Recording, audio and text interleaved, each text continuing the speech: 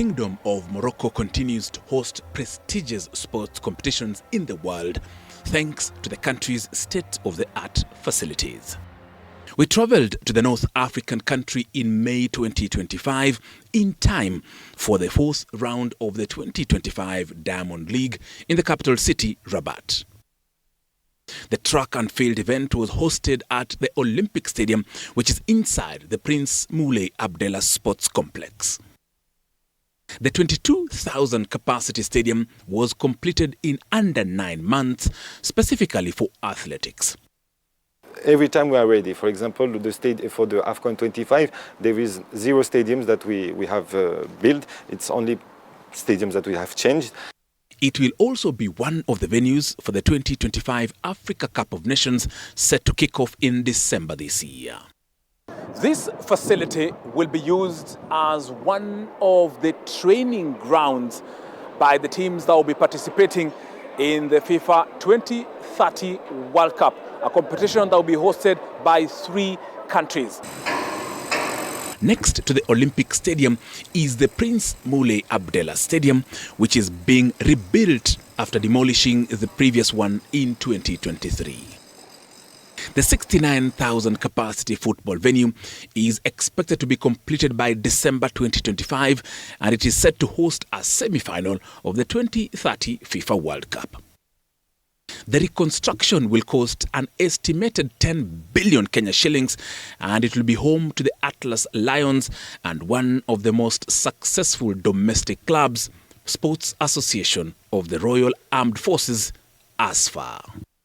It will look like palm leaves and will accommodate an indoor multi-sport arena, an Olympic swimming pool, football training pitches, and a parking zone for over 5,000 vehicles. The construction of this facility does not in any way affect the daily running or the activities of Rabat City. It is situated on the outskirts of this 7th largest city in Morocco. So whenever there is a new construction, like what is happening now in preparation for the 2030 World Cup, or there is an activity happening, it does not affect in any way the daily runnings of the town. In line with FIFA standards, the facility is being constructed by Moroccan companies, and the boots on the ground are locals. Those infrastructures are not going to become white elephant. These infrastructures, we need them. We need them for our league. Just for example, Morocco, maybe in the beginning of the 2010, we had only 8 or 9 national teams. Today we have 25 national teams just in the Football Association of Morocco. Also under construction is arguably the largest stadium in the world, Hassan II Stadium, located in Casablanca. The 115,000 capacity football venue is expected to be completed in 2028 and will cost over 65 billion Kenya shillings. Besides hosting major tournaments, it will be home to the national football team and 2 of Morocco's largest clubs, Raja Casablanca and Wydad Casablanca. We didn't wait to have the AFCON 25 to have, for example, the high-speed train between Tangier and Rabat, and it was already announced before we have the World Cup that this high-speed train will go from Casablanca, to Marrakesh. Today it's from Tangier to Casablanca. Other facilities under construction are Al Barid Stadium in Rabat, Ibn Battuta Stadium in Tangier, and Dakhla Stadium in Dakhla. Some of the other stadiums include Grand Stade of Tangier, Adrar Stadium, Marrakesh Stadium, Stade Mohammed V, Fez Stadium, Ona Stadium, Kenitra Municipal Stadium, and Larbi Zouli Stadium. By 2030, Fez, Adrar, and Marrakesh stadiums will also be ready for the FIFA World Cup. 2025 has been a beehive of sports activities in Morocco due to its world-class sports facilities, and notable events include the FIFA Under-17 Women's World Cup, the Women's Africa Cup of Nations, the Under-17 Africa Cup of Nations, the Men's Africa Cup of Nations, Beach Volleyball World Championship qualifiers, and international friendlies. Tony Kwalanda, TV 47, Rabat, Morocco.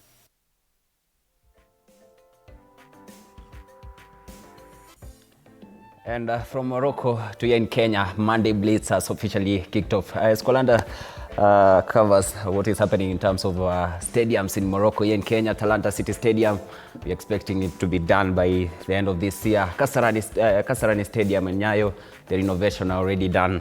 Anyway, welcome to TV 47 Monday Blitz. My name is Dan Kamtua, Sipo Pekangu, Fred Arocho umekuwa welcome to TV 47 Monday Blitz. Last time we were in Kisumu. The city. The lake city of Kisumu. You have to make sure that you mentioned the city. You give it all its crown. All right, Katela, looking beautiful as always. Thank you. How are you though? I'm fine. Good to You're see good? you. And we're also having Miss Washira. You're doing a great job, Buko. Challenges and up and down. A unique type of content creation. Keep it up anyway. We begin with what happened over the weekend. That is Kenya Police winning their first ever Kenya Premier League trophy, first ever Premier League title. What they have done is really good because since 2010 it's been Tusker or Gor Mahia, and Gor Mahia most of the time. Though Gor Mahia started very poorly this season, you look at the way Tusker started, they were among the title contenders, but then later they finished position 4. You look also at the Kenya Police, that was Kenya Police, Gor Mahia, Tusker, Shabana, FC Leopard number 6. I start with Katela. A quick wrap up of the whole of the season. Kenya Police being crowned as the champions of the 2024-2025 season. You know, Kenya Police has what it takes. They had what it takes to win the league. They have everything, you know. They ensure that their players, their welfare is well taken care of, and I believe since they have even stars wamesign master wengi sana kwa hiyo team, they had what it take and they pushed up paka kwa ligi hapo juu. They didn't have the internal challenges mingi sana, you know. It was a smooth run for Kenya Police this season compared to Gor Mahia, compared to other teams. It was a very smooth season for Police FC. Having 13 unbeaten matches, you know, that's something showed that they were very ready to win the league. And Arosho, if you look at their entrance yesterday, something unique. We've never seen that in Kenya. The kind of cars they entered the stadium with. Inakaa ni timu imejipanga, ni timu imekaa vizuri. Well, it's kudos. Once again, kudos to Police. I'm one of the guys who never believed that Police was going to win this season, and I had my reasons. I believed that Gor had a more formidable side. Tusker had a more experienced technical bench. But having said that, that's soccer. You have to give it to the Police. One of the things that really made Police to be very strong this season was the fact that they had a very solid kind of leadership. Once again, I'm going to mention their chairman, Nyale Munga. Nyale has been quite instrumental. They've been having issues here and there. Of course, the season cannot go without any mix-up here and there. But Nyale has been the father figure in that team. They also have the experience in the likes of Musa Mohamed, who left, but they had very good individual brilliance in that team, the Kahatas of this world. I believe that they are done with celebration. Yeah. I'm saying it once again on this national TV that Police should stop celebrating because the big task is now ahead of them. Winning the league is not a problem, and we saw that with Gor Mahia on various occasions.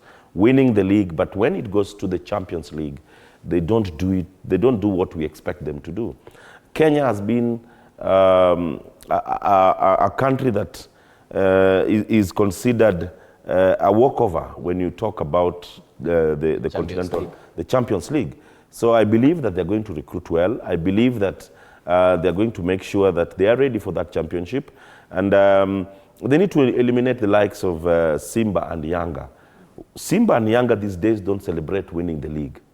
They celebrate when they're in the Champions League finals, Champions League quarterfinals, or even the Confederations Cup finals. So once again, I'll say it, kudos, but their work is cut out. They really need to make sure that they represent us well in the upcoming assignments. And also we want the viewer to keep interacting with us. So we're having the question of the day. You have mentioned something about Kenya Police and the Champions League. We're having the question of the day where we're asking you, do you think Kenya Police can go past the, or rather can book their slot in the group stage of the Champions League, that is Africa Cup, Africa Champions League, Confederation of African Football Champions League. Do you think they can go up to the group stages? There's preliminary stage, so the big task is going into the group stage. Nilikuwa na expect tukiingia hapa utuambie panga line to guard of honor. That was something that you were waiting for. At the end of the day, we saw the guard of honor. Yes. We saw the champions who were respected by the outgoing champions. The whole season of Kenya Police. I was in the stadium yesterday, and something that was worth noting is that Gor Mahia is a more formidable side than Police in terms of gameplay, in terms of cohesion, in terms of if you watch Gor Mahia playing and you watch Police playing, you would think Gor Mahia are the champions. So Police have a lot. Police won this season because they had structure, they had stability. And that is what is lacking in most teams in the Premier League. Because Gor Mahia had some inconsistency. Exactly, that's why I've said Police we won because of structure and because of consistency and also because of the experience. If you look at the likes of Muguna, and also there's something that we haven't mentioned in this whole Police saga is that their coach has been very good, even in terms of game management. If you look at the subs, Gor Mahia yesterday were costed. The game, they drew that game because of the subs they made. But if you look at how the coach, I think he's a Rwandese, who has also coached Yanga, he's also coached the Tanzania national side.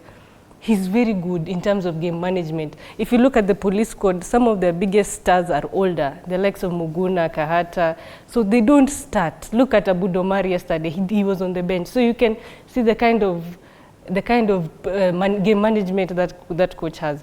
On top of that, we have a lot of experience, but there's something very wrong in this Premier League because some of those players, some of the key players right now in the Premier League, even if you look at Kinabajaber, they've come this season. So for them to come this season and win, it means there's a big, huge problem in the Premier League. But for Police, as Arocho has said, I don't think they're ready for the Champions League. With the type of football being played there, they're going to really struggle. If they don't work on it, wataona stars. They need to bring some new changes.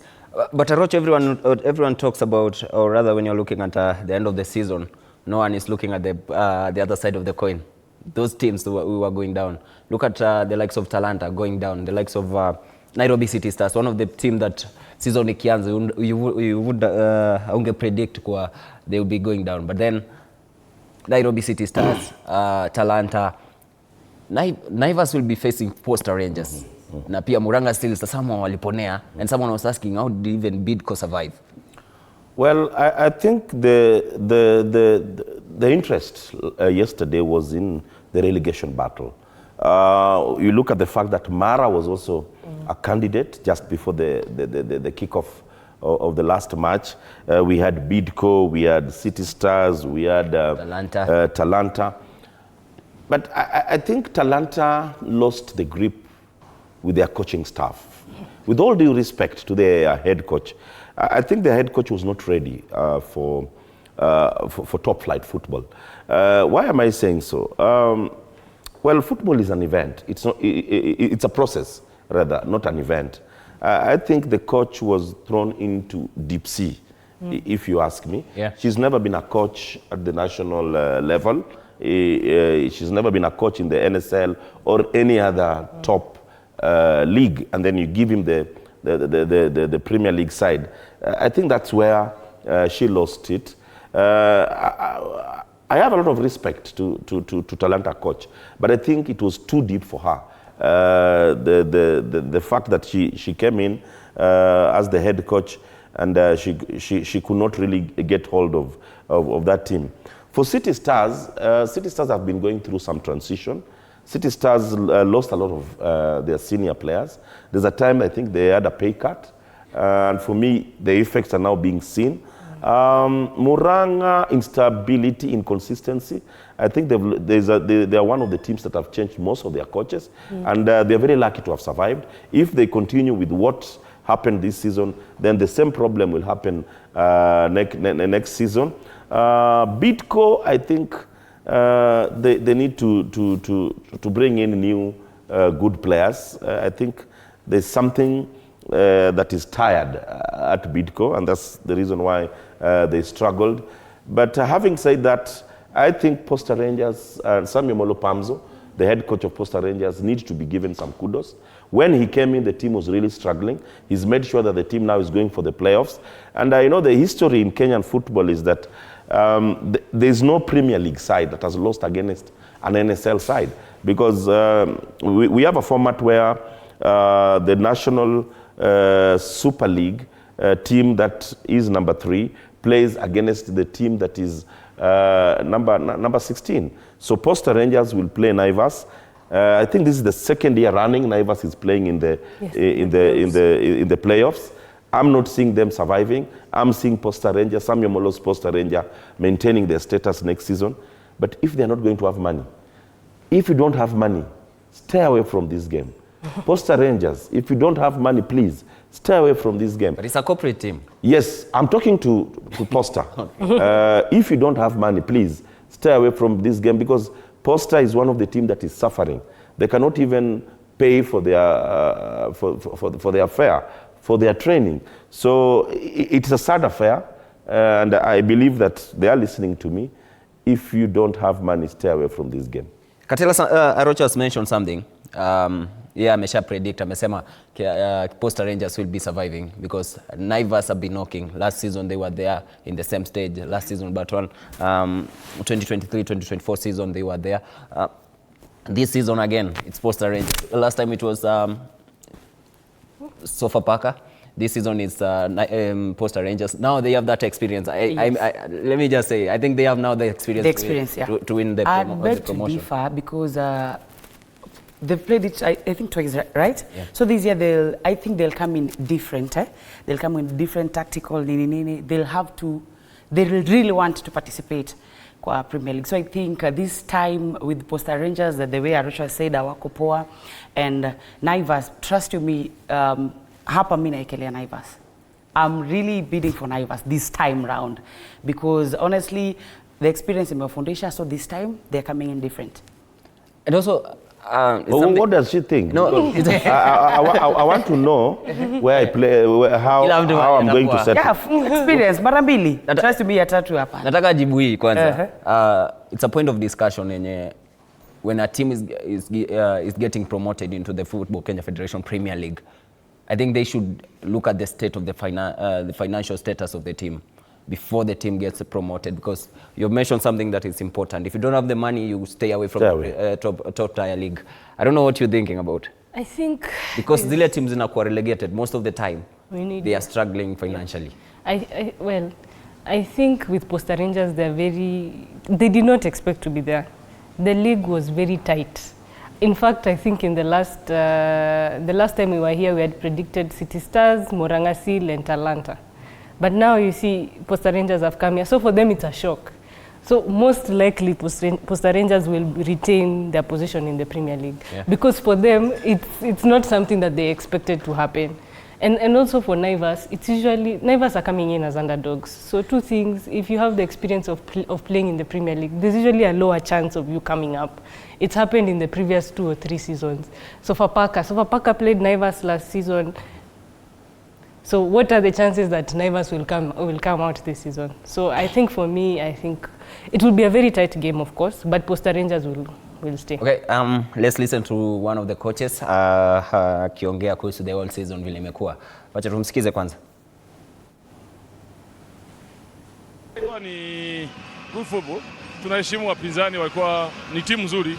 Mnaona kama wana uwezo mkubwa, wana wachezaji wako matured. So tuliweza kupush kidogo, tukaona kama basi tukabarikiwa kupatia moja si mbaya. Kwanza ni lazima tukae chini na viongozi tuangalie how tunaweza kurepresent nchi. Kama tunaweza ku-uplift kidogo level yetu, kwa sababu huko tunakoelekea tunahitaji kuwa more zaidi. Kwa hiyo na imani kwa viongozi wangu wanalifahamu hilo, wataliwekeza ili tuone kama tunaweza kupana zaidi. Tuko ndani ya playoffs na tunashukuru wachezaji wetu kwa jambo ambalo wamefanya na kila juhudi ambao wamejitahidi, sababu tukianza ligi tulianza vibaya sana, hata tulikuwa karibu second last, lakini nashukuru kwa kila effort wameweka tukaweza kufikia siku ya leo. All right, Kenya Police coach there ameongea kuhusu the whole season. We've also seen assistant coach of Nairobi United, the Nai Boys who got promoted. Speaking of promotion, it's Nairobi United coming up, and also APS Bomet, they are coming into the FKF Premier League. The team before she picks it, okay. Something should not go unmentioned here. Shabana played, and we raised 1.4 million against Ulinzi Stars, so that one should not go unchallenged. Because you look at the fact that there's no team that really comes out and talks about their income. The only team that is so transparent is Shabana.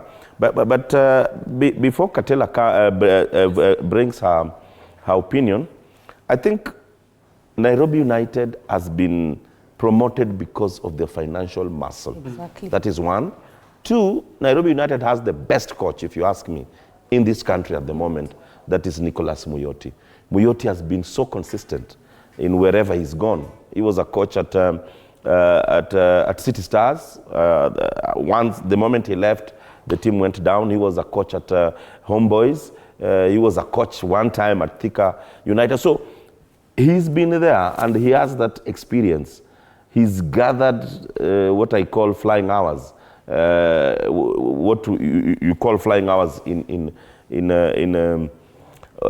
a pilot. But I talked about Talanta coach who has not clocked the flying hours, if you ask me. So that experience was not there. Nairobi United being sponsored by the governor of Nairobi brought a lot of stability. Nairobi, as last year, they were supposed to have been promoted. They lost against Madare in the last few matches, and that one interfered with Nairobi United last season. But this season, having a good unit and a good coach, and that financial backing gave them the spring. For Bomet, I'm so happy that Bomet is there. I'm so happy because you're going to see fans. Unajua, the fan base at Bomet, for me, inanifurahisha sana. That is what we need in Kenyan soccer. Arocha hasn't mentioned something about the stadiums, because if you look at the state of home stadium of APS Bomet, I don't think it can host a FKF Premier League match against not even Shabana, but even KCB was only like 2-3 fans countable. So you can count some of the fans, but they can't host them. APS coming up, but then the state of stadia in APS Bomet. Well, I think talking about APS, first of all, I am happy. I can imagine the derbies that will be there, having Police, having Ulinzi and APS, yeah? So you can imagine that will be, but about the stadia, they have to really work on it, because let's talk about the derbies, maybe Ulinzi versus APS. That's a match that will have a lot of fans. It will bring in interest with a lot of fans. You can see even Police, they are fans right now, you know? So I think they'll really have to work on their side to get at least a bigger home ground so that it can hold my fans kibao from my side. I like the fact that that is a challenge. For me, it's a good problem not to have a stadium in Bomet. This will give the county government of Bomet that urge to come up with a stadium. You look at what happened in Homa Bay.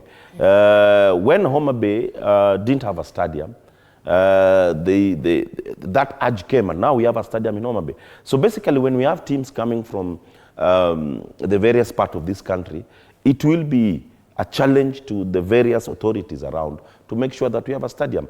The same thing happened in Kisii. When Shabana was not in the Premier League, the county government of Kisii didn't have that urge to make sure that that stadium was ready.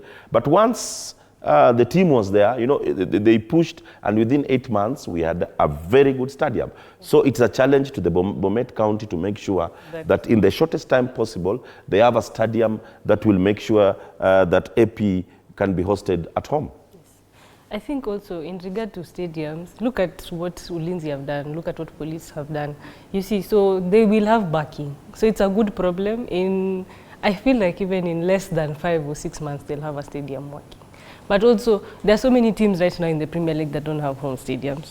They wouldn't be the only ones, but that is a good motivation for them to come and to build. The county government. It will work. They have to work. Yes. Being their first time, and you can imagine, you see the mbwembwe that police came in with, Yes. the time walingia. So I think that APS, the same way Morangasil, Shabana, I think that it will bring in the urge to have a study in Bomet. Even the AP, the administration police department, because the police have their own stadium. Yes. I'm sure now there are talks within the AP ranks to make sure that they also have their stadium. Yeah. So for me, it's a good problem because it's giving the authority that challenge to make sure that we have stadiums. So once again, let more teams from Mashinani qualify to the Premier League so that we have that problem down there so that we can have more stadiums. Even Makueni, for example, a team from Makueni, if in any case, I heard the other day that they went for some visibility study at Makueni Stadium. Yeah. Now, you can only do a visibility study for a stadium if you have a formidable team. So if we can have a team in Makueni, and then we go for a visibility study, in the shortest time possible, I'm sure the governor will be pushed to make sure that we have a stadium. Yeah. So that should not be our problem. It should be our rejoice within the football fraternity.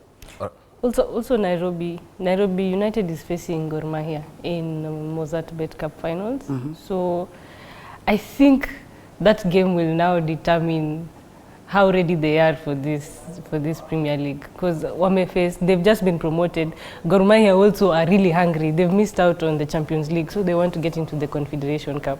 So that's a big match. Arocho said Nairobi United is going to, he said Nairobi United is going to do something we've never seen before. No, I didn't say that. She's putting one. No. You said what I said. No. We can even pick the clip. I said this. History is going to be made in that match. And mark my word, once that match, I think it's going to be played on the 28th, if I'm not wrong. That Monday, you ask me the history I was talking about. But history is going to be made in that match. Okay. A quick prediction on Gor Mahia against Nairobi United in the... For me, I'm giving Gor Mahia. Mimi napatia Gor Mahia. Gor Mahia is a better side. Because the Gor Mahia, since they've lost the Premier League, trust me, they won't allow themselves to be humiliated by Nairobi United. They'll go in there knowing watakuwa na hiyo urge ya to win that. At least the talks walipigwa, you know, so that zinezenda chini. For me, I'm giving Gor Mahia. I'll go with Gor Mahia win over Nairobi United. Okay, Gor Mahia, obvious. It's very. If Nairobi United are able to hold them at a draw, then now you can say maybe. This is a team history can be made. You want me to make my... Of course, I know. The ladies have talked. They have talked. But I'm once again saying something. History will be made. History is going to be written. On the 28th, history. Just ask me when I come on that Monday, guys, Arocho, what did you mean? Next week. Yes, what did you mean by history? It is going to be history. And the reason why I'm looking at history, look at the teams that Nairobi United have knocked out into their journey to these finals. They've beaten my team KCB. They've beaten Tusker. Mara Sugar came with all that kelele mingi na mbwembwe. Yeah. They lost. So basically, this is not a pushover. You know, we are not looking at a team that is just going to play in the But with that mentality that we beat Tusker, we beat KCB, we can also beat Gor Mahia. Gor Mahia have a very bad problem with game management. First half. I like challenges. I like challenges. I like challenges. When I'm, that's why I sat at the I really like this challenge. And please, let this clip pick this area where I've talked about history, so that day it's played before I talk about even before the show. Yes, please. Alan will solve that. To sort you. Okay.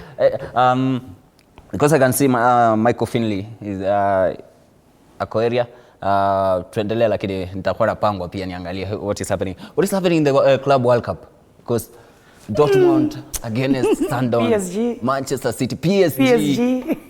I think the thing I had said, American teams are doing badly, US teams, but South American teams are proving very formidable. Look at PSG were beaten. You see, so European teams ni kama they are not at their best. PSG was beaten 3-1, and they are the champions of Europe. So for me, I think South Americans and African teams are hungry. Of course, Mamelodi Sundowns were beaten by Dortmund, but they were a very good side. If you look at the kind of money Club World Cup is giving teams, you know, Sundowns beat, I can't remember the team, but Sundowns won. They were given $1.5 million. So you can see $1.5 million is enough to run FC Leopards, like what Nos had said. He said that is their budget for next season.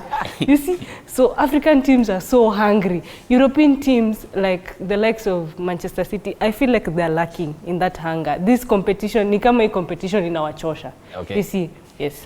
I want to look at it from two fronts. One, look at the fact that before this, the new adjustment, the new structure that we are doing. Before, we had a structure where teams from Europe were not playing in the preliminaries. They used to come, I think, and play in the semis, and of course win. They were favored in one way or the other. And two, the South Americans are proving that football is made there. Though there's another argument that the teams from Europe are taking this tournament as a pre-season. They're not really putting in their best foot forward.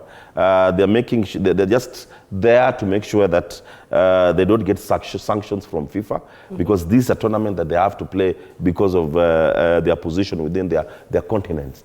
But having said that, I was so disappointed with Sundowns. Yes. Their second match. Oh, Chelsea? No.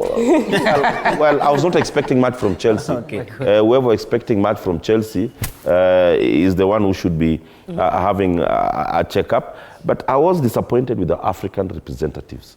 We scored the first goal. We could not manage the match. We conceded very silly goals. And then towards the end is when the team came back.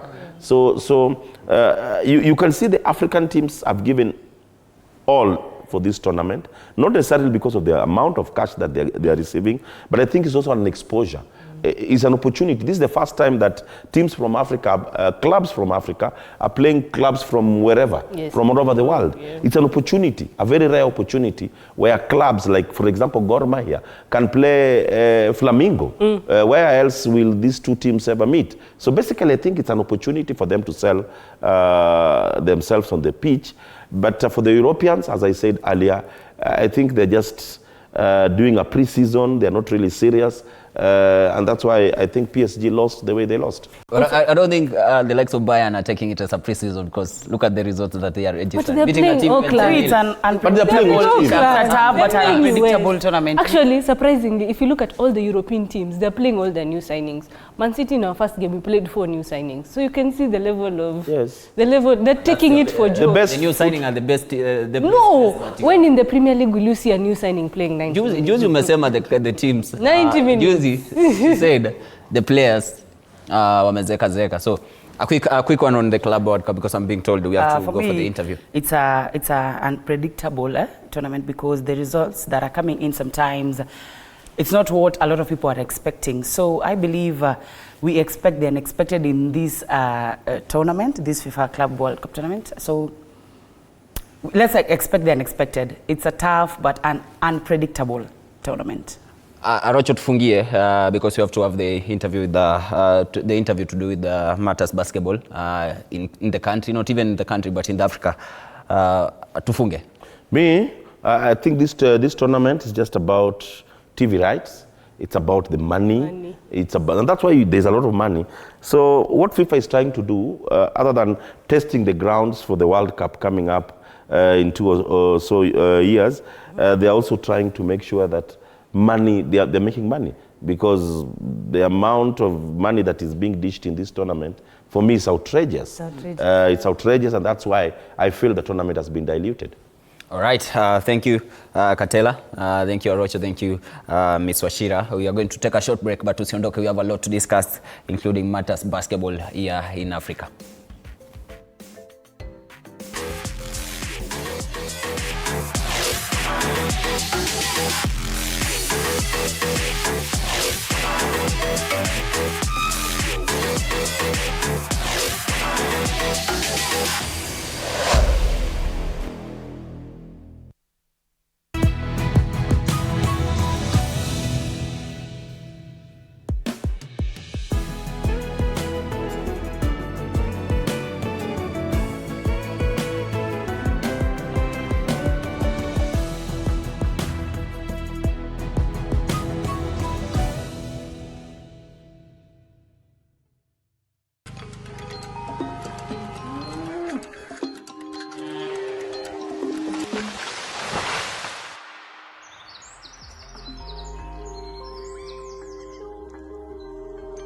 Our world is changing every day, and so should we, for the better. Each week, we tackle the big why, the question that should be on everyone's minds. Why isn't this fixed yet? Deforestation, global warming, and the adverse effects of climate change. The future isn't just something that we inherit, it's something that we create. Join us on The Green Fix as we tell the stories of those who refuse to give up.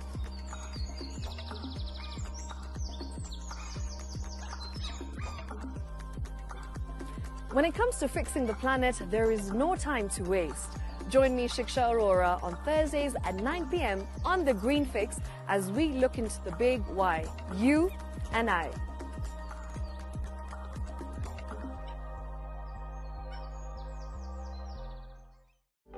For comprehensive information and education on your health, Body Garage is here. Don't allow anyone to pluck out your good tooth as long as it is strong and stable. Cancer doesn't start today and you get the symptoms tomorrow. By the time you pick it or the time it is manifesting in you, probably will be there about 5 to 10 years. The eye is the window to the rest of the body. Don't forget to stay hydrated. And of course, you at home do take your water. So the ultimate test is actually you check your urine. Your urine should be clear. Clear like the water? Yes. Should be able to see the other side of the urine. If your urine is colored or has changed color, you cannot see the other side, then you have not taken enough water.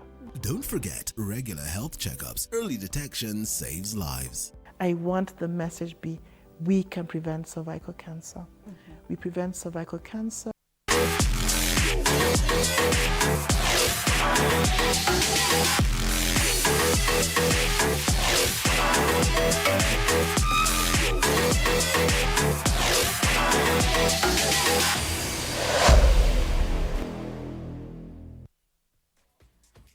Karibu tena. This is Monday Blitz. My name is Dan Kamtua.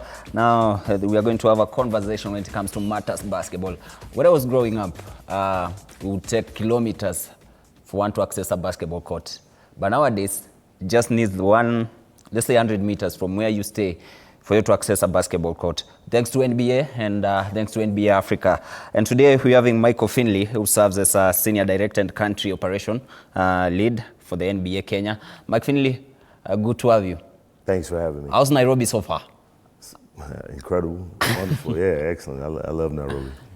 All right, let's start the conversation with what NBA is doing, what NBA Africa is doing, and for us to make it brief and understandable for the viewer back at home and whoever is watching us, give us a brief history of the NBA Africa and how it has evolved. So great, thanks for having me. So a brief history of NBA Africa. Look, as early as the 1980s, the NBA was traveling to Africa. Former Commissioner David Stern, the late great Dikembe Mutombo, and many others. It was in 2010 that the NBA committed to opening a physical office in Africa, which was in Johannesburg. Now, since 2010, there's been a long history of 3 what we call NBA games between African All-Stars and other against other NBA players. We've done 3 of those in South Africa. We've since opened offices in 4 other countries. We've launched the only league, professional league, that the NBA owns outside of North America, the Basketball Africa League.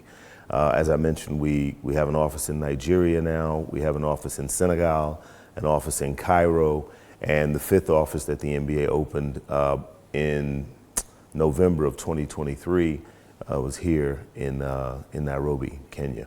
So we have 5 offices now.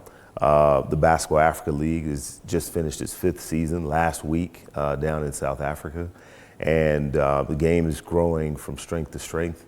We're trying to create a platform or a foundation where eventually millions and tens of millions, hundreds of millions of Africans can play the game of basketball. So that's our goal. We can do that. Then the NBA, over time, will have a business on the continent of Africa. But we've made a huge commitment and a big investment. And you know, it's been 15 years of physical involvement, but this is really still just the beginning. It's, the level of talent ever since you guys set the foot in Africa, not even in Africa, here in Kenya. I understand there's 10% of players with an African heritage who are playing in the NBA. If I'm not wrong, 10%. Say that the mother was born, say that the mother is African or the father is African, or both of the parents are Africans. Talk about the level of talent ever since you guys set foot in Africa. Man, so look, that's a great question. Yes, 10%, about 45 players. There's about 450 players in the NBA on the 30 teams, average about 15 players per team. Of those, yes, you're right, about 10%, about 45 that are African. This is not speaking of African American, but are of African descent, one or both parents born on the continent. You know, I came to Africa about 30 years ago and started developing basketball, and it's been clear since then that this is by far, the continent of Africa is by far the largest talent pool on the planet Earth for the game of basketball. Here in Kenya, in particular, you know, we're just scratching the surface. You have a long history of the game here. The game used to be in the school system back in the 70s and 80s, from what I understand, under the Moi era. And your talent, I mean, right now, your most prominent players are your women, right? If you go by the big name players that are emerging out of Kenya, you've got one young lady who I don't think she's ever been to Kenya. Her dad played on the national team, Elizabeth Ododa. She plays for the Connecticut Sun. And then you've got several big-time Kenyan women who are playing college basketball in the United States now. And so, yeah, the talent here is undeniable. We just need to get the infrastructure in place to create opportunities for young people to be discovered, and then help them move on to other opportunities here in Kenya and outside around the globe to harness the talent that exists here in Kenya. I don't know how you guys are getting it right, because many sports organizations seems to be struggling when it comes to reaching the community. But you guys, what are you doing so special to make sure that every kid from different region, from different social class, talk of Eastlands, and most you guys have invested most on the Eastlands. How are you connecting with the community? Man, well, I appreciate the credit. I don't think we haven't gotten it right yet. We're trying to get it right, and we're doing some things right, but I do appreciate that. I think, look, we are doing everything we can to get support for facilities to be built. We're still got a long way to go. The great thing about the game of basketball is that you just need a surface, right, and a hoop and a rim. My first basketball rim was, I was a little boy in the States. I took an old basketball tire, you know, and cleaned all the spokes out of it and nailed it against a piece of wood on a tree. That was my first hoop. We are doing what we can to create opportunities so that young kids don't have to do that. But like I said, we still got a long way to go. We are doing what we can, working with the federation here, working with corporates to get the game and make the game more accessible. We just ran the largest youth development program ever conducted in Kenya in partnership with M-Pesa, where we for under 16 youth, we did something in 4 regions, over 2,000 players, identified the top 100, gave them an opportunity to come to a camp in Mombasa where we've identified some of the top young talent in the country. We're doing things like that with partners, but like I said, we really, humbly, we've got a good start, we've got some good progress, but we have a long way to go. All right, I'm being told there's something we have to listen to what the NBA guys are saying, or rather the absent from the NBA. Okay. NBA Kenya, let's listen to them. Growing up, we didn't have ground to go play. Rather, start going into different activities. And now, kids can come out here, use the basketball courts and stay out of trouble, among other things. But also, helping them with their health is very great initiative. Build up to 100 basketball courts of this quality in this country. So I think it's a great partnership, and through that, kids will learn to play basketball. They can go to the highest possible in that career, and through the game of basketball, they learn skills, life skills around discipline, around hard work, around teamwork, that we believe will help shape them as they shape their character to do great things in their careers. Some wise words from the former NBA player. Something unique about Kenya and Nairobi that made you guys come and establish the office. Well, first of all, that was my dear friend Hashim Thabit, who's from this region, played in the NBA, from Tanzania, 7'2", played at Connecticut, number 2 pick in the draft. And that was a basketball court that we launched in Banana at a small school called Loweswell Academy, which is, to your point, getting the game out. What's unique about Kenya? I think it's really Kenya, and it's the region. So as I mentioned before, Kenya has a long history of developing the game. And I tell people, anytime anyone will listen, I've been to dozens of countries on this continent. There's very few places where young people on the ground are working to develop the game of basketball the way that Kenyans have been and are working to develop the game of basketball. What's fascinating about it is that it hasn't been commercialized yet. Yet there are thousands of people playing and coaching and teaching the game. Now, that's one of the reasons we came to Kenya, because we see that there's an opportunity to grow the game and that we could be a match that helps light the spark. The other part is that the East African community is close to 500 million people. And so the one thing about the game of basketball, I saw you were talking about football earlier. Football, let me give you an example. If there are 1,000 football fans, right, just 1,000 of them, 600 might be EPL fans, 100 might be the Kenya League fans, another 100 might be La Liga or Bundesliga fans. If you have 1,000 basketball fans, typically all 1,000 of those fans are NBA fans. And so if you just do the sheer numbers, you see the passion for the game, you have the corporates in this part of the continent to help boost the game if we get it right. Those are some of the reasons why we put roots here in Nairobi, and specifically and in Kenya, and we think the game can really take off from here. All right. Have you guys had some limitation while accessing the Africa grounds, the African community? Some of the limitations that you guys have faced? Great question. The number one limitation is facilities. We need safe spaces for young people to play the game. And these are not cheap. So we need corporates, we need government, we need foundations, et cetera, to help us, work with us to build facilities for young people to play. That's one of the limitations. The other limitation is just not being able to get out extensively enough to give young people an opportunity to be identified, right? Like I mentioned earlier, a young lady from Mumias, Medina Okot, one of your, a generational talent. She was discovered by someone who gave her a chance to go to Mombasa and train, and then we heard about her. U.S. colleges got a chance to see her. That just happened organically. Now that the NBA is here, we want to create more opportunities to run more camps, more clinics, where we can see these young people at a much earlier age and give them an opportunity to move out into the world, whether it's go to a high school here in Nairobi, whether it's go to a university here in Kenya, whether it's to go somewhere on the African continent or somewhere on the globe to kind of harness their talent and to play and compete against the best of the best.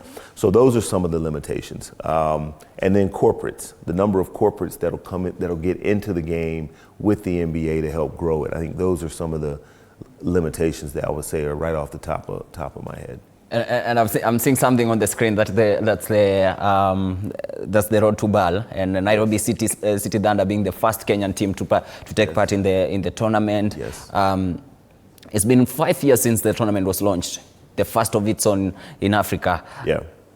Nairobi City Thunder being part of the history.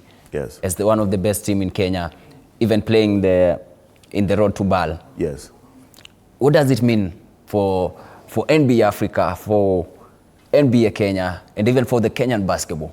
So let me start with that one first. I mean, for Kenyan basketball, the Nairobi City Thunder have ignited a spark that has really kind of brought a lot of people back into the game and generated a ton of interest in the game. A group of guys and women that put a team together and brought in talent, really run the club like a professional club. Has set the standard. I think they went 40-0 here in Kenya, going undefeated in the league, created a huge amount of excitement. And there's a saying that rising tides raises all ships, right? So I think what you'll see going forward is other teams are going to do everything they can to knock them off. They qualified for the BAL, huge news. They went down to Kigali and competed against 3 other of the top 12 teams on the continent. They only got 1 victory, but a huge lesson learned. I think they're going to go shore up now to come back and fight to get into it again next year. It has just created a ton of excitement around the game. Now, what it does that's what it does for the local game. For the NBA, it's huge for us. We happened to open an office a year before. A year later, it looks like we did something. We just benefited from the fact that this team has really focused on the game and taken it to a level in the country I don't think that's ever been seen before. So it's done tremendous. Imagine if you're a young guy anywhere in this amazing country and you see the Nairobi City Thunder, that's what it takes. It takes aspiration. So I see myself now as a young boy, young girl saying, you know what, one day I want to play on that level. One day I want to play. I have aspirations to play. So now you're going to see a surge of kids that want to aspire to that. You're going to see a surge of young girls that want to do the same thing when they learn about Medina Okot or Grace Mbugua, who are overseas playing at the highest level. So yeah, it's amazing what they've done in this country to boost the game of basketball, to boost the interest. The NBA benefits because now we have a Kenyan team, and the rest of the continent knows now, and the rest of the world knows that there's great basketball in Kenya. So it's everybody wins with it. And I think what you'll see with them, you have to, like, if you watch, I don't know if any of you were up late with, like, as I was this morning watching the NBA Finals. Oklahoma City Thunder, who just, were crowned as the new champions, they had to learn how to win, right? They got up last year. A lot of people thought they should have had a chance to win it last year. They had one of the best teams in the NBA, but they hadn't learned how to win, right? So they went through those losses, went back, retooled this year, looked like they weren't going to make it several times, but because they had learned how to win, they now are the NBA champions. I think you'll find the same thing with the Nairobi City Thunder. When they come back to the BAL, they'll be ready this time. It wasn't that they weren't good enough. They were better than some of the teams that beat them. They just didn't have the experience. All right. We've mentioned the likes of Medina and what they are doing, the level of talent, or rather the talent that they're having. You said she's one of the generational talent that we will ever witness in the country. Yeah. The women basketball in Africa. Yeah. How the growth of women basketball in Africa? Maybe you'll say something. So look, I think it's underdeveloped. The women's game is a lot more underdeveloped than the men's game. But like I said, in Kenya, you got 4 young ladies right now that if they were brought together as a national team and you added some of the local talent, I don't know how many teams that could beat them. Now, on the continent, The game, we don't have as many women's leagues, although you have a women's division here in Kenya, which is rare on the continent. So it's growing, okay? It's growing, and you've had a number of WNBA players that have come from Africa. But once again, it's been organic, meaning there's a young lady, she's tall, she's talented, or she's really skilled. Somebody notices her, helps her get out, and then she makes it, right? Now it'll grow faster because we have FIBA camps, we have Her Time to Play programs, we have programs called BAL for her. So we put more focus on the women's game, and our goal is that we will have 50% participation from women over the next 15 to 20 years in the game of basketball. So it's growing from strength to strength, but the women's game here in Kenya, the women's talent that has been exposed at this particular time is unique for anywhere in Africa. When you have 3 big-time Division I college players and 1 current WNBA player who's American citizen, but her father played for the Morans. So, you know, she is Kenyan and plays for the Connecticut Sun. So big growth of the game, and I think what you're going to see from this, the young girls that are going to start to watch Medina, Grace Mbugwa, who's at Louisville. Medina just transferred from Mississippi State to the #1 university program in America. They lost the championship this year, South Carolina, but they've won 3 out of the last 5. And so Medina's about to be on the global stage. She's going to be playing week in and week out on television. The young girls that are going to start to aspire to play the game in Kenya as a result of Medina, from Mumias, of Grace. Grace has a sister, and they're majestic. Grace and her sister's at Jackson State, both 6'5". Medina's 6'6". As young Kenyan girls start to see them and they're exposed a bit more, as they come back home, you're going to see a lot more women in Kenya go into the game, I believe. And as a result of that, you're going to see Kenyan women's basketball, you know, come to the fore as more young girls see that, hey, you know what, I can change my life with this game. I think you'll have more that'll go into the game.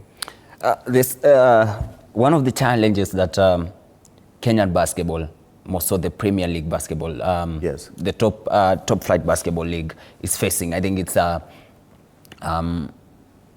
the facilities. Sure. Because sometimes you look at the Nyayo Stadium, Nyayo Gymnasium, that they depend so much, but then they get bulldozed by the volleyball federations, being forced. They are being forced to play outside, or rather outside using the outside courts. Sure. But have they approached you guys? Have they come out with the with the idea of coming up with a state-of-art arena, basketball arena, or maybe it's part of your plans to bring such facility in the country? So it's not part of the NBA's plan. We don't typically build facilities, but it is part of our desire that this happens. And the people around the world, whether it be investors or local investors or foreign investors, who see opportunities in facilities and understand the opportunity that exists in world-class, well-run facilities, have approached us. And so we direct them and try to connect them through our network, whether it be with government or local business, to help get this done. Now, I know there are several groups that are pushing to get an indoor facility built here in Kenya. In Nairobi is the target. If you look at what's going on in Kigali and the fact that they built an arena and they've built a whole ecosystem that has emerged around that arena, right? You know, I know Kenyans are super competitive, especially when it comes to East Africans. I mean, if that facility was here in Nairobi, it's lights out. Like, as incredible as that facility is in Kigali and as amazing as what it has done, it just, you know, it's not Nairobi, right? And if that facility or a facility of that nature existed here, it would change everything. So we are helping motivate that. We certainly want that to happen. We are talking to different groups that are trying to make that happen. And so, yeah, we're doing everything we can in our power to facilitate a facility being built in the country. It's time. The opportunity, I think, the road to BAL that you mentioned that you saw on the screen, that was held at Kasarani. Kasarani seats about 5,000, but for global events, quite a bit of work would need to be done at Kasarani, right? You know, and 5,000 is, I think, big enough. We saw on a Tuesday night, 4,000 people came out to watch the Nairobi City Thunder, but we need better facilities. So we are doing what we can to help facilitate and motivate that. You've been in Africa. You've traversed different countries. Yes. People seems to be falling in love with the game. Not like a few years ago, or rather few years ago. Talk about the fan zone. Where do you think, here in Kenya, people are falling in love with the basketball? Yes. Same it appears to, same replicates in Rwanda. Maybe what are they bringing, the fans, to the game? I mean, passion, proof to brands that this game is more than just a game. You know, the difference between basketball and all the other sports is that it's the lifestyle, it's the fashion, it's the drip, as young people call it. It's like music, fashion, lifestyle all go along with the game of basketball. And so it's a different type of fan that is a part of the basketball community. What we're seeing, because young people live on their phones, right? Everything that they look at on their phones day to day is somehow attached to either music, fashion, lifestyle, right? And so you'll find that any of them that are following international artists, those artists, you'll see them courtside, you'll see what they wear. NBA players, it's like there's a saying, all NBA players want to be hip hop or artists, and all hip hop artists want to be professional basketball players. So that cultures, they melt. And young people, because they're living on their phones, the popularity of the game of basketball is shooting through the roof, not because they're all necessarily dribbling a ball yet, but because they love the swag that goes with the image that goes with it, the lifestyle that goes around the game. So the desire and the demand for the game is growing. The popularity of the NBA is massive compared to the popularity of the game of basketball, the number of players. So I think that's what I would sort of say, is that there's a certain fanaticism that comes with basketball fans. There's a certain swag and coolness factor that comes along with it.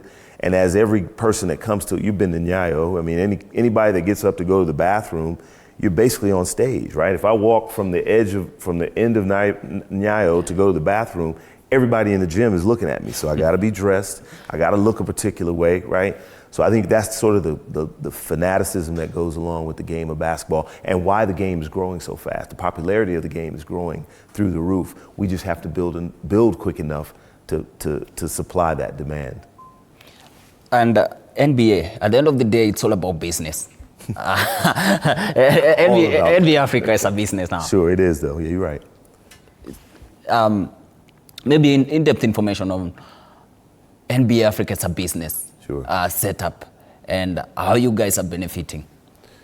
So right now we're benefiting because we're growing our brand globally, right? And if we can, as I mentioned before, if we can generate tens of millions, eventually hundreds of millions of fans in Africa, our business will be successful, right? Because we believe that all of those fans will be NBA fans. All basketball fans will typically be an NBA fan. So now, how are we benefiting now? Fandom, growing the brand globally, yes. As a business on the African continent, we are still in the investment phase as a business, right? So we're investing in offices, we're investing in a league, we're investing in talent development, we're investing in all of these things that are required to build a business. This is not a short-term play for the NBA. So we're not extracting millions of dollars out of Africa, you know, we're not making millions of dollars in Africa. We are in the process, we're investing so that down the line, the NBA is able to have a successful business on the African continent. So right now we're in the investment phase. It's a long game for the NBA, but the opportunities are massive simply because Africa is young. Young people love fashion, lifestyle, music. All of them have phones, and we believe that one day hundreds of millions of them will be NBA fans, and that means that they will be fans that will follow our game, watch our game, buy our jerseys and our merchandise, etc. So long play, huge opportunity in Africa, but it's going to take time. I don't know what's plan you guys have in the next 6 years, 6 months to come. Any basketball camps that you guys are planning to bring in the country? Any big tournaments you're planning for maybe to have in the country? You've talked about Nyayo, you've talked about Kasarani. Yeah. Any plan? Well, thank you. A few of them. So one is supporting the ecosystem so that the game continues to grow, and we need Nairobi City Thunder or another Kenyan team to knock them off and be in the BAL every year, right? We need a Kenyan team in the BAL, so we are supporting that ecosystem to help make sure that Kenyan teams have a good chance to come in and participate and compete. In September, we are doing something with universities where we're putting a competition together called NBA Weekend. We're going to do it at the Garden City Mall parking lot. That's the last weekend in September, and that's going to be a big event focused on university basketball. We have the under-16 program that we run with M-Pesa, which is going to take off again towards the end of this year. We're going to be focusing on all 8 regions this year. This first year we did 4 regions. We'll do 8 regions next time, so that now kids from all over the country get an under 16, have a chance to compete and participate. We're doing FIBA camps in partnership with FIBA and the Kenya Basketball Federation. So we'll be identifying the top talent in Kenya to go to these FIBA camps. August 23rd to the 26th, we're having BWB, Basketball Without Borders, which every year we have Kenyan players that participate in that. That's going to be taking place in Kigali. We'll be identifying young Kenyans that are, if we find that are the top 30, one of the top 30 boys or one of the top 30 girls on this continent, we'll be going down to Kigali to participate. Last year we had 2 Kenyan females that were invited to Basketball Without Borders down in Johannesburg. So that's August 23rd to the 26th. September 26th and 27th, we're doing something called NBA Weekend. We have the under-16 program with M-Pesa. We have another program with the French Development Bank and Red Cross. That is an ongoing program where we're developing coaches and players on the ground here in that program is mainly in Nairobi. And we built a double court out at the Kenya Academy of Sport in partnership with the Ministry of Sport and CAS. And that program is running. So that's what we have coming up for the rest of the year. And then we just finished the finals, okay? Yeah. And at the end of October, we have the start of season again, where the new 25-26 NBA season will kick off. And so that's always big news for us. So yeah, those are things that the NBA Kenya office specifically has coming up, and more to come, because between that time, we'll be announcing some new partnerships in the country with corporates. And so stay tuned for that, and hopefully we can come back and talk about those things as well.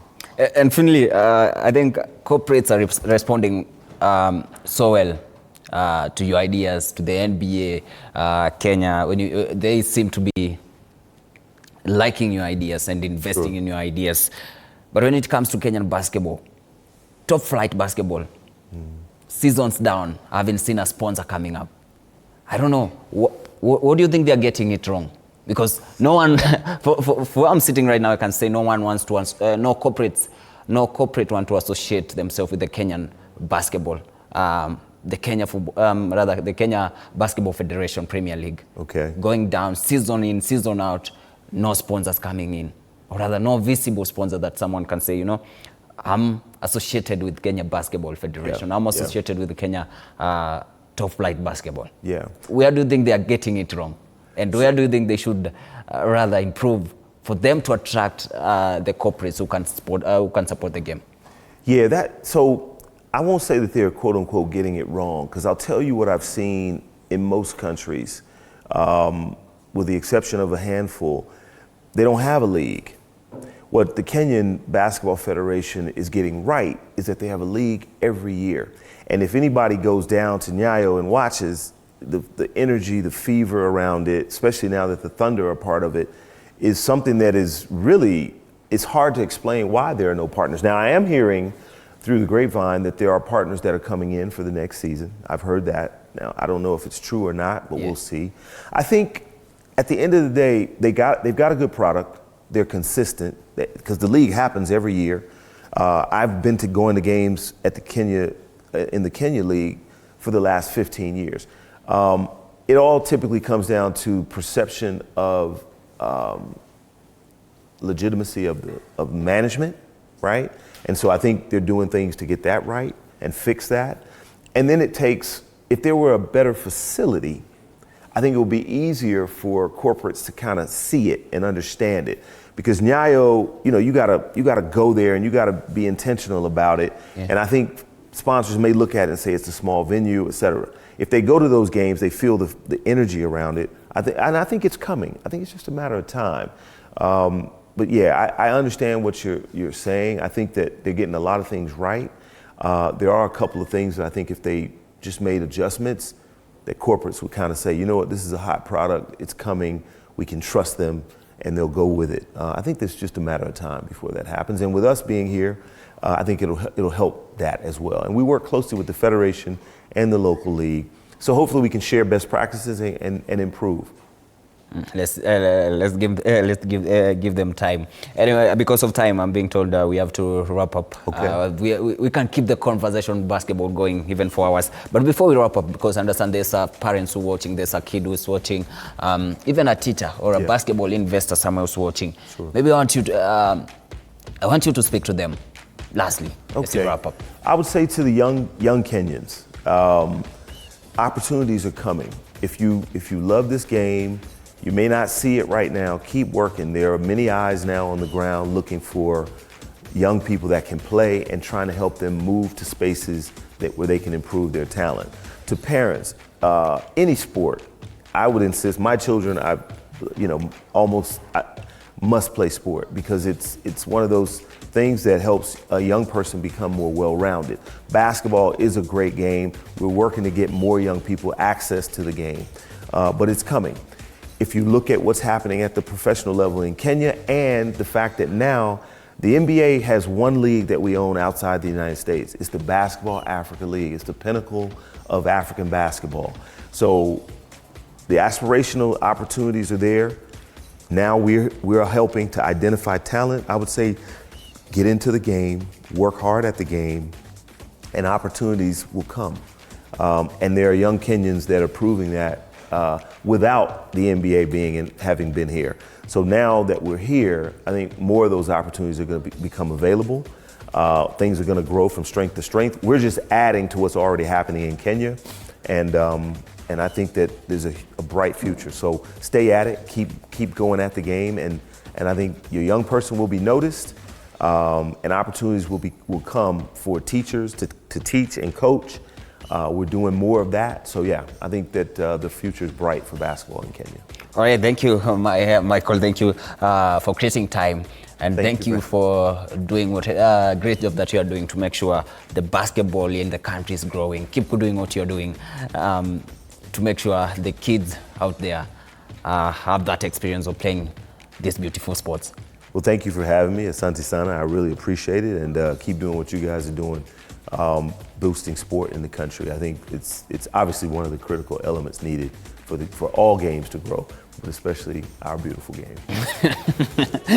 And thank you so much for watching. This has been Monday Blitz. My name is Duncan Tua. See you on Monday. Have a great week ahead.